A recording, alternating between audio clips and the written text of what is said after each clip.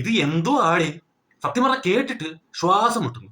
നമ്മൾ ഒരിക്കലും എക്സ്പെക്ട് ചെയ്യാത്ത നടന്മാരുടെ പേരാണ് ദിനം പ്രതി ഓരോ സ്ത്രീകൾ വന്നിട്ട് പറയുന്നത്. ഒരു ഹേമ കമ്മിറ്റി റിപ്പോർട്ട് എന്ന് പറഞ്ഞ ഇൻഡാസ് വന്നു, ഇപ്പൊ എല്ലാം അതിന്റെ പുറകെ തന്നെയാണ്. എടേ നമുക്കറിയാം, പെണ്ണെന്ന് പറയുന്ന ഒരു വിഷയം ഏതൊരു മേഖലയിലും വിഷയം തന്നെയാണ്. പ്രത്യേകിച്ച് സിനിമാ മേഖലയിൽ പെണ്ണ് വിഷയം വളരെ അധികമായിട്ടുണ്ടെന്ന് നമുക്കറിയാം. പക്ഷെ ഇത്രത്തോളം ടോക്സിക് ആയിട്ടുണ്ടെന്ന് സത്യം പറഞ്ഞാൽ നമുക്കറിയത്തില്ലായിരുന്നു. പിന്നെ നമ്മൾ മനസ്സിലാക്കേണ്ട ഒരു കാര്യം, ഈ സ്ത്രീകൾ വന്നിട്ട് ഓരോ നടന്മാരുടെയും പേര് ഇങ്ങനെ എടുത്തെടുത്ത് പറയുന്നു. പക്ഷേ ഇതിനകത്ത് എത്രത്തോളം ജെനുവിനിറ്റി ഉണ്ട് എന്നുള്ള കാര്യം നമ്മൾ മനസ്സിലാക്കണം. മനസ്സിലാക്കിയിട്ട് മാത്രം നമ്മൾ പ്രതികരിക്കണം. അതായത് ഇതിനകത്ത് ജെനുവിൻ ആയിട്ടുള്ള കേസസ് ഉണ്ടെന്ന് നമുക്കറിയാം, ഉറപ്പാണ്, കാണും. ചുമ്മാ അല്ലെങ്കിൽ ഹേമ കമ്മിറ്റി റിപ്പോർട്ട് എന്ന് പറഞ്ഞാൽ വരത്തില്ലല്ലോ, അത് പഠിച്ച് തന്നെ വന്നൊരു റിപ്പോർട്ടാണ്. അപ്പൊ എന്താണെങ്കിലും ഇത് കാണും.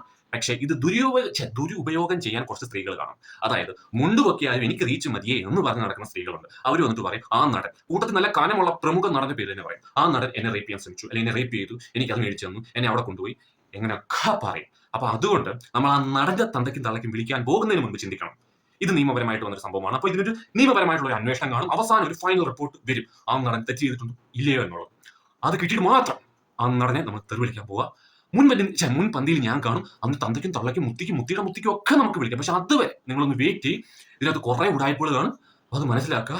പക്ഷേ ഹേമ കമ്മിറ്റി റിപ്പോർട്ട് ചുമ്മാ ഒന്നുമല്ല. അതൊക്കെ വെച്ച് നോക്കുമ്പോൾ പേര് മാത്രം അമ്മയെന്നും കയ്യിൽ മൊത്തം ഉമ്മയും, കാര്യം കഴിച്ച പിന്നെ ചുമ്മാ